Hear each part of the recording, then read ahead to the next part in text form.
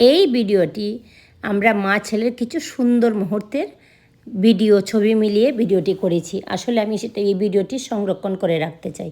ছেলে আস্তে আস্তে বড় হচ্ছে, মা বাবার সাথে তো দূরত্ব তৈরিই হবে। পড়াশোনার তাগিদে, চাকরির তাড়নায় তাকে হয়তো বাবা মাকে ছেড়ে অনেক দূর থাকতে হবে, এটা আমাদের বাস্তব, মানতেও হবে। কিন্তু মন তো মানতে চায় না।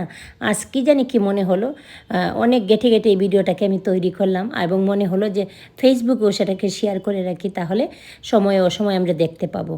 ছেলে মেয়ে যখন বড় হয় তখন বাবা মার সাথে কিছুটা দূরত্ব তৈরি হয়, সেটা ন্যাচারাল।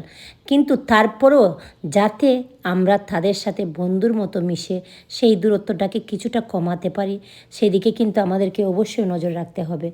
আমি তো আমার ছেলেকে নিয়ে সবসময় আমার সাথেই ও থাকে, আমাকে ঘিরেই ওর স্বপ্ন। তারপরেও একটা দূরত্ব তৈরি হয়। আমি যতটা সম্ভব আমার ছেলেকে আমি সবসময় সময় দেওয়ার চেষ্টা করি। আমরা মা ছেলে ছোটোবেলা থেকেই প্রচুর ঘুরি, কোথাও না কোথাও সময় পেলে আমরা একটু না একটু ছেলেকে নিয়ে ঘুরি। ভালো একটা রেজাল্ট করলে আমি ছেলেকে একটা কিছু কোথাও বাইরে নিয়ে একটু খেতে দিই, কিংবা বাড়ি থেকে যতটুকু সম্ভব চেষ্টা করেছি। জানি না বাকিটা ঈশ্বরের উপর ছেড়ে দিতে হবে, কি হবে, কতটা সুন্দর মনের মানুষ হবে, কতটা ও সুশিক্ষায় শিক্ষিত হবে। আমি চেষ্টা করেছি আমার মতো করে ওকে শিক্ষা দেওয়ার, কিন্তু বাকিটা ঈশ্বরের কৃপা। তাছাড়া আমাদের সময়ের তাগিদে এবং পড়াশোনার জন্য ওকে তো আমাকে ছাড়তে হবে, বাইরে যেতেই হবে। কিন্তু মনে হলে কেমন জানি মনটা খারাপ লাগে। এখন তো 12-এ পড়ে, আর তো 1 বছর 2 বছর, কিংবা যদি কলকাতাতে পড়াশুনো করে আমার কাছে আরও 4-5 বছর থাকবে, তারপর তো অবশ্যই দূরে যাবে।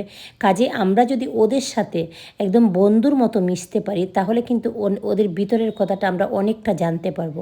আমরা যদি হঠাৎ করে গিয়ে বলি তোর কী হয়েছে, কোনো সমস্যা হয়েছে কিনা, তাহলে কিন্তু তারা বলবে না। তাদের সাথে যদি আমরা বন্ধুর মতো মিশতে থাকি, তাহলে একসময় ওরা বলবে ওদের কথাটা, কিছুটা হলো আমরা আভাস পাবো। আজকাল তো কত দিক থেকেই সন্তান বিপদগামী হয়ে যাচ্ছে। তার জন্য কিন্তু আমরা নিজেরাও দায়ী, সমাজ দায়ী, আমরা দায়ী, আমরা বাবা মারা দায়ী, আমাদের অতি স্নেহ দায়ী, কিংবা অতি দূরে সরিয়ে দেওয়া, দুটোই কিন্তু দায়ী হতে পারে।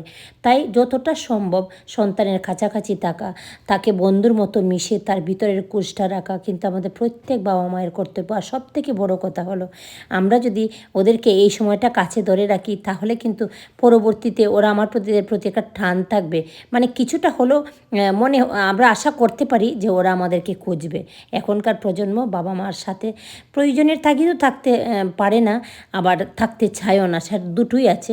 কিন্তু আমরা কিন্তু আমাদের চেষ্টাটা আমরা চালিয়ে যাব। আমরা কিন্তু ওদেরকে সুন্দর করে, যাতে আমাদের সাথে ওরা অ্যাটাচ থাকে, সুন্দর থাকে, আমরা যাতে ওদের মনের ভিতরে থাকতে পারি, সেই চেষ্টা করব। থ্যাংক ইউ বন্ধুরা।